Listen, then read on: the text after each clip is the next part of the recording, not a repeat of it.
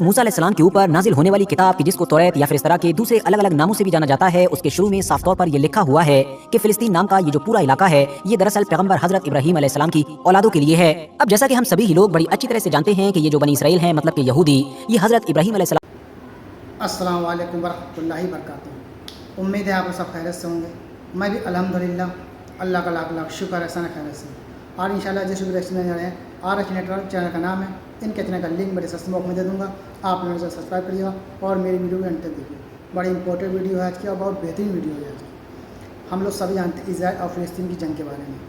ये जंग 40 साल, 50 साल, 100 साल पुरानी नहीं है। ये जंग कई हज़ार साल पुरानी है और ये जंग जब से चलती चली आ रही है।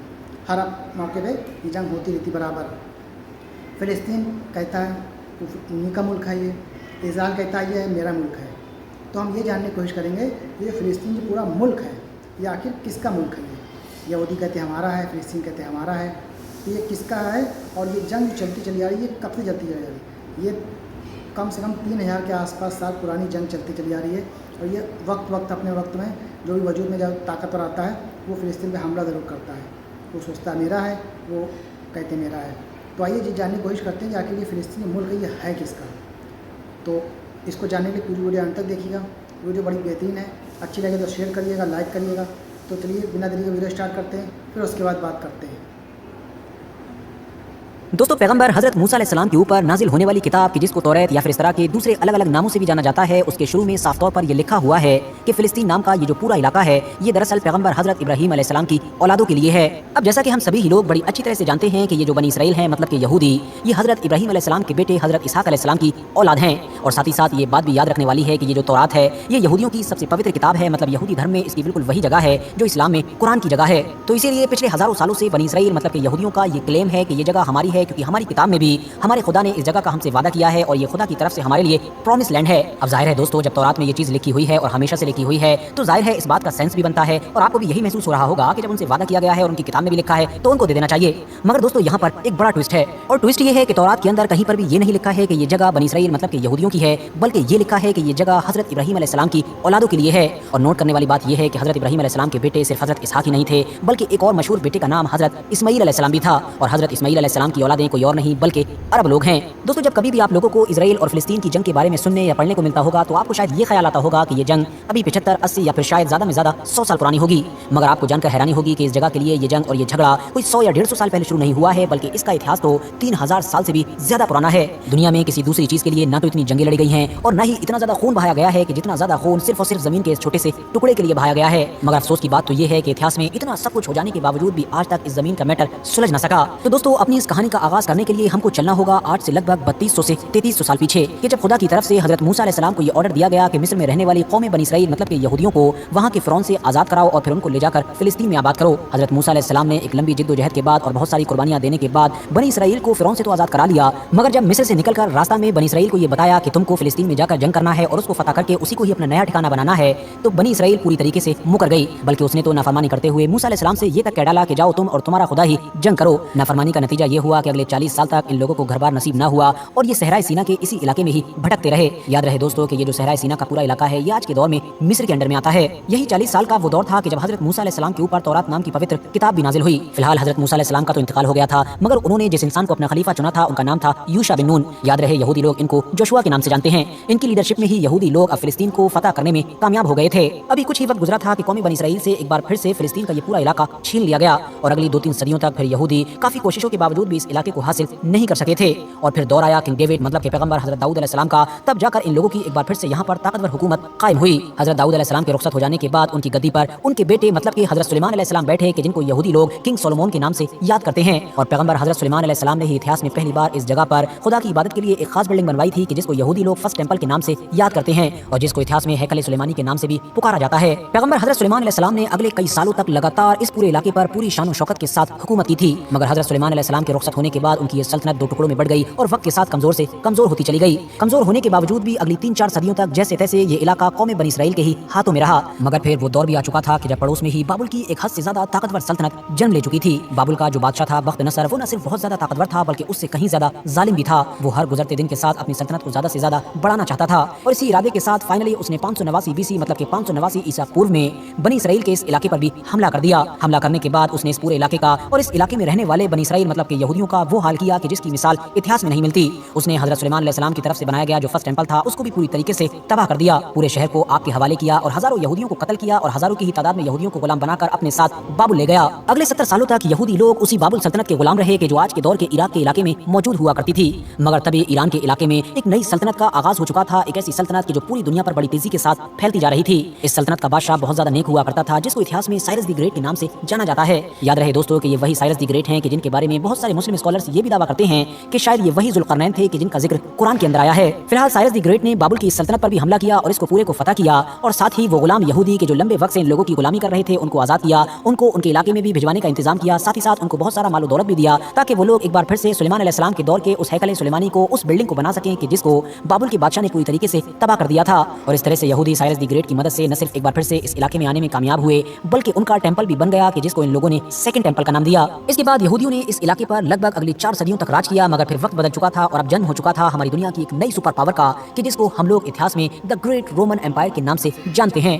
रोमन एम्पायर ने इस इलाके पर हमला किया, यहूदियों ने उससे लड़ने की कोशिश की मगर कुछ कर ना सके। नतीजा ये हुआ कि रोमियों ने यहूदियों का वो हाल किया कि जिसकी मिसाल इतिहास में नहीं मिलती है। हजारों लोगों को न सिर्फ बेदर्दी के साथ कत्ल किया गया बल्कि पूरे इलाके को भी तबाह बर्बाद कर दिया गया। इतना ही नहीं, वो टेंपल के जिसको पहले हजरत सुलेमान अलैहिस्सलाम ने और दूसरी बार में साइरस द ग्रेट ने तैयार करवाया था उसको भी एक बार फिर से पूरी तरह से खत्म कर दिया गया। हालात इतने खराब हो चुके थे कि यहूदी लोग न सिर्फ इस पूरे इलाके को ही छोड़कर भाग गए बल्कि रोमियों से जान बचाने की खातिर अब छुप छुप कर गुफाओं में तक रहने लगे। यहूदी लोग इस हमले के बाद सिर्फ अगले कुछ सैकड़ों सालों के लिए नहीं बल्कि हजारों सालों के लिए दुनिया के अलग अलग इलाकों में फैल गए थे। रोमियों की तरफ से यह हमला 70 ईस्वी में किया गया था और तब से लेकर आज तक 2000 साल का वक्त गुजर चुका है और यहूदियों का यह टेंपल दोबारा कभी भी न बन सका। फिलहाल इसके बाद रोमन सल्तनत ने भी इस इलाके पर अगले 600 साल तक लगातार राज किया। फिर दौर बदला और दुनिया में जन्म हुआ एक नई ताकत का, बल्कि ये कहिए कि एक ऐसी ताकत का कि जिसने पूरी दुनिया का नक्शा ही बदल कर रख दिया। ये ताकत कोई और नहीं बल्कि एक रिलीजन, एक मजहब मतलब कि इस्लाम था। इस्लाम के बड़ी तेजी के साथ बढ़ते हुए असर को देखकर रोमन सल्तनत ने इसको कंट्रोल करने के लिए इसके ऊपर हमला किया। मगर ये रोमन सल्तनत के लिए उसके पूरे इतिहास की सबसे बड़ी गलती साबित हुई क्योंकि इस्लामी खिलाफत इतनी तेजी के साथ फैली कि इसने अगले कुछ सालों के अंदर ही पर्शियन और रोमन दोनों ही एम्पायर्स को फतह कर डाला। रोमन सल्तनत को फतह करते करते मुसलमान पवित्र शहर मतलब कि यरूशलेम के दरवाजे पर भी पहुंचे। यहाँ पर दोस्तों ये भी याद रखने वाली बात है कि आखिरी पैगंबर यानी कि हजरत मोहम्मद सल्लल्लाहु अलैहि वसल्लम ने पहले ही भविष्यवाणी कर दी थी, मतलब पहले ही बता दिया था कि मुसलमान एक दिन यरूशलेम मतलब कि बैतुल मुकद्दस को जरूर फतह करेंगे। फिलहाल मुसलमानों ने पुराने सभी हुक्मरानों से उलट इस शहर को ताकत के बलबूते पर हासिल करने की बजाय इस शहर का घेराव करने का फैसला किया ताकि बगैर खून खराबे के ही इस शहर को फतह किया जा सके। आखिरकार 6 महीने की लंबी घेराबंदी के बाद यरूशलेम के गवर्नर सफूनियस ने कहा कि मैं मुसलमानों के हवाले ये शहर एक ही शर्त पर करूंगा कि अगर मुसलमानों के बादशाह उमर खुद मुझसे मिलने के लिए आए। याद रहे दोस्तों कि उस दौर में ये जो गवर्नर था ये दरअसल ईसाई हुआ करता था और दूसरी तरफ जो हजरत उमर थे वो उस दौर में दुनिया के सबसे ताकतवर इंसान थे क्योंकि जाहिर है उस वक्त तक मुस्लिम खिलाफत दुनिया की सबसे ताकतवर रियासत बन चुकी थी। शर्त के मुताबिक खलीफा हजरत उमर रदियल्लाहु तआला अन्हु तक पैगाम पहुंचाया गया और हजरत उमर भी आने के लिए तैयार हो गए। यरूशलेम के गवर्नर ने सोचा कि अब मैं दुनिया के सबसे ताकतवर इंसान से मिलने जा रहा हूं, इसीलिए उसने वैसा ही लिबास पहना यानी कि बड़ा ही आलीशान और कीमती सोने, चांदी और सिल्वर जैसी चीजों का खूब इस्तेमाल किया। मगर जब हजरत उमर यरूशलेम शहर में दाखिल हुए तो न सिर्फ वो गवर्नर बल्कि पूरे ही शहर का मुंह खुला का खुला रह गया क्योंकि हर कोई हैरान था और हर कोई ऐसा मंजर पहली बार देख रहा था। दरअसल दोस्तों मामला ये था कि ये बात तो हम सभी लोगों ने पढ़ी है कि हजरत उमर एक खलीफा होने के बावजूद भी बहुत ज्यादा सादा जिंदगी गुजारा करते थे। लिहाजा इस सफर पर वो अपने गुलाम के साथ निकले थे और इस सफर में उनके साथ एक सवारी मौजूद थी। दोनों लोग बारी बारी से सवार हुआ करते थे, मतलब जब एक थक जाता था तो एक सवारी पर बैठ जाता था और एक पैदल चला करता था और फिर कुछ देर के बाद पैदल चलने वाला सवारी पर पहुंच जाता था जबकि जो सवारी पर बैठा हुआ करता था वो नीचे आ जाता था। जब ये लोग यरूशलेम शहर में दाखिल हुए तो उस वक्त हजरत उमर का गुलाम खुद सवारी पर बैठा हुआ था जबकि हजरत उमर अपनी बारी के हिसाब से पैदल पैदल चल रहे थे। ये देखकर सब लोग हैरान थे क्योंकि पहले दुनिया में किसी ने भी ऐसा नहीं देखा था कि इतनी ताकतवर और बड़ी सल्तनत का कोई खलीफा मतलब कि कोई हुक्मरान इस तरह से जिंदगी गुजारता हो। इसके अलावा यरूशलेम के गवर्नर और वहाँ के आम लोगों के लिए एक और हैरान कर देने वाली बात ये भी थी कि इससे पहले इतिहास में जब भी ये शहर फतह हुआ था तो सारे हुक्मरानों ने इसको तलवार के दम पर फतह किया था और यहाँ पर न सिर्फ बहुत ज्यादा कत्लेआम मचाया था बल्कि शहर को भी पूरी तरह से बर्बाद किया था। मगर इस बार जो हुक्मरान यहाँ पर आया था वो पिछले सारे ही हुक्मरानों से बहुत ज्यादा ताकतवर था मगर उसके बावजूद भी उसका मिजाज पूरी तरह से ऑपोजिट था। यरूशलेम के गवर्नर ने हजरत उमर से इंस्पायर होकर खुशी खुशी ये शहर उनके हवाले कर दिया मगर साथ ही ये शर्त भी रखी कि मुस्लिम खिलाफत यहूदियों को कभी भी इस इलाके में आने की इजाजत नहीं देगी। लेकिन हजरत उमर ने इस शर्त को मानने से इनकार कर दिया और मुसलमानों और ईसाइयों के साथ साथ यहूदियों के लिए भी इस शहर के दरवाजों को खोल दिया। अगले लगभग 350 साल तक लगातार यहूदी, ईसाई, मुसलमान तीनों ही तरह के लोग इस इलाके में पूरे अमन के साथ रहे। मगर फिर दौर आ चुका था 11वीं सदी का कि जब यूरोप के अलग अलग इलाकों में मुसलमानों से इस शहर को हासिल करने के लिए माहौल बनना शुरू हो चुका था। मतलब उन जंगों की तैयारियां शुरू हो चुकी थी कि जिनको इतिहास में सलीबी जंगों के नाम से जाना जाता है। दूसरी तरफ इस दौर में मुस्लिम दुनिया पूरी तरीके से कमजोर हो चुकी थी, कोई भी ताकतवर सल्तनत बाकी नहीं थी। छोटी छोटी जो सल्तनतें थी भी वो आपस में ही एक दूसरे की इतनी बड़ी दुश्मन बन चुकी थी कि बाहर की किसी को कोई खबर ही नहीं रहती थी। फाइनली 1099 में यूरोप के अलग अलग इलाकों से इकट्ठा होकर आने वाली ईसाई फौज ने इस इलाके पर हमला किया। 1099 में किया गया यह हमला इतना ज्यादा खतरनाक था कि शहर पर कंट्रोल हासिल करने के बाद सलीबी फौजों ने यरूशलेम शहर की गलियों को मुसलमानों के सिर्फ और सिर्फ खून से भर दिया था। मुसलमान ही नहीं, यहूदियों पर भी बहुत ज्यादा जुल्म सितम हुआ। हजारों की तादाद में यहूदियों और मुसलमानों को कत्ल किया गया। मस्जिद या फिर इस तरह की दूसरी भी जो मुसलमानों और यहूदियों की पवित्र जगह थी उनकी बेहुरमती की गई। इवन मस्जिद अक्सा को भी एक मस्जिद से पैलेस में बदल दिया गया। सलीबियों ने अगले लगभग 80-85 साल तक इस इलाके पर राज किया, मगर फिर मुस्लिम इतिहास के एक बहुत ही मशहूर और ताकतवर बादशाह सुल्तान सलाहुद्दीन अय्यूबी ने सारे मुसलमानों को एक जगह पर इकट्ठा करना शुरू किया और फिर एक बड़ी मुस्लिम फौज बनाकर 1187 में एक बार फिर से इस शहर को फतह कर लिया। सलाहुद्दीन अय्यूबी ने जब इस शहर को फतह किया तो सारे ही सलीबी कांप रहे थे, क्योंकि उनको उम्मीद थी कि सलाहुद्दीन अय्यूबी भी हमारे साथ वही करेगा कि जो 1099 में हमने किया था। मगर सुल्तान सलाहुद्दीन अय्यूबी ने एक ही बार में सारे लोगों को माफ कर दिया। खुद ईसाई लोग भी सुल्तान सलाहुद्दीन अय्यूबी के इस काम से इतना ज्यादा हैरान थे कि उनको यकीन नहीं हो रहा था और उन्होंने खुद ही सुल्तान सलाहुद्दीन अय्यूबी से पूछ भी लिया। उन्होंने कहा कि हमने तो जब इस शहर को फतह किया था तो इस शहर की गलियों को मुसलमानों के खून से भर दिया था और सारे लोगों को चुन चुन कर कत्ल किया था। इस पर सुल्तान सलाहुद्दीन अय्यूबी का जवाब था कि तुमने शायद गौर नहीं किया कि मेरा नाम सलाहुद्दीन है। हाँ, मेरा नाम सलाहुद्दीन है। दोस्तों, सुल्तान सलाहुद्दीन अय्यूबी के कैरेक्टर से जुड़ी ये सारी चीजें कोई ऐसी नहीं है कि जो सिर्फ मुस्लिम ऐतिहासिक किताबों में ही पाई जाती हैं, बल्कि ये तो वर्ल्ड हिस्ट्री की ऑथेंटिक किताबों में पाई जाती है और यूरोपियन इलाकों में जो मूवीज वगैरह भी बनाई गई हैं उनमें भी सुल्तान सलाहुद्दीन अय्यूबी को हमेशा इसी तरह से प्रेजेंट किया गया है। सुल्तान सलाहुद्दीन अय्यूबी ने भी शहर को फतह करने के बाद हजरत उमर की तरह ही सारे ही धर्म के लोगों को खुली आजादी दे दी और उसके साथ ही वो मस्जिद अक्सा के जिसको पहले पैलेस में बदल दिया गया था एक बार फिर से मस्जिद बनाया और वहां पर पहली नमाज अदा की। सुल्तान सलाहुद्दीन अय्यूबी के गुजर जाने के बाद इस इलाके में सल्तनतें तो बदलती रहीं, मगर ये रहा हर हाल में अगले 800 सालों तक मुसलमानों के ही पास। और मुस्लिम सल्तनतों में भी जिस सल्तनत ने सबसे लंबे वक्त तक इस शहर पर राज किया उसका नाम था सल्तनत उस्मानिया। और इतिहास गवाह है कि इस पूरे ही दौर में सारे ही अब्राहमिक रिलीजन के लोग, मतलब कि यहूदी, ईसाई, मुसलमान, सारे ही लोग इस इलाके में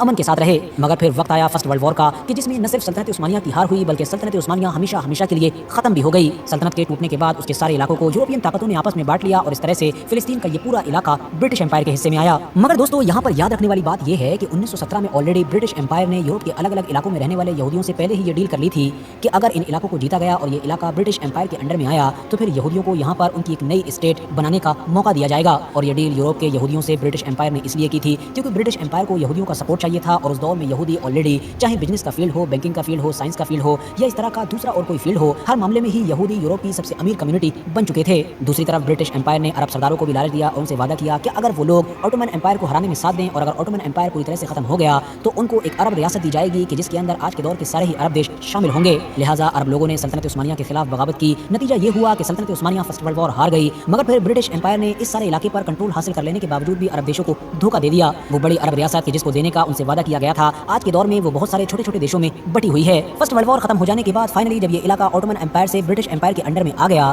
तो अपने सीक्रेट प्लान के मुताबिक यूरोप के अलग अलग इलाकों से यहूदी लोगों ने बड़ी तेजी के साथ इस जगह पर आना शुरू कर दिया। ब्रिटिश एम्पायर भी इन लोगों के इस प्लान को खूब सपोर्ट कर रहा था क्योंकि जाहिर है उसको यहूदी लोगों का सपोर्ट चाहिए था। सेकंड वर्ल्ड वॉर के दौर में जब यूरोप के इलाके में हिटलर की तरफ से यहूदियों के ऊपर जुल्म सितम किया गया तब तो इस इलाके में आने वाले यहूदी लोगों का आंकड़ा एकदम से और भी ज्यादा बढ़ गया। और फिर जब सेकंड वर्ल्ड वॉर खत्म हुई तो फाइनली यहाँ पर एक बड़ी तादाद में ऑलरेडी यहूदी पहुंच चुके थे और ब्रिटिश एम्पायर के जो उस दौर में सुपर पावर की हैसियत रखा करता था उसकी सपोर्ट से फाइनली 1948 में इजराइल के बनने का ऐलान कर भी दिया गया और इस तरह से वो इजराइल वजूद में आया कि जिसको आज के दौर में हम लोग देखते हैं। फिलहाल दोस्तों, ये थी 1948 मतलब कि इजराइल के बनने तक की कहानी। अगर आप ये तो हमारा रिएक्शन जो हमने देखा कि आखिर फिलिस्तीन मुल्क जो है वो किसका था। उनकी भी किताब में तौरेत में ये लिखा है और इधर भी बता रहे हैं। तो ये हमने पूरी सच्चाई हकीकत जान ली कि ये लड़ाई भी किस चीज़ की है और ये लड़ाई आज की नहीं, 3000 के आसपास साल पुरानी लड़ाई है। ये अपने अपने वक्त में जो भी हुक्मरान आता है वो लड़ाई झगड़ा इस तरह का जंग होती है, जैसे कि अभी जंग चल रही इजराइल और फिलिस्तीन की। तो ये था हमारा रिएक्शन देखा आपने।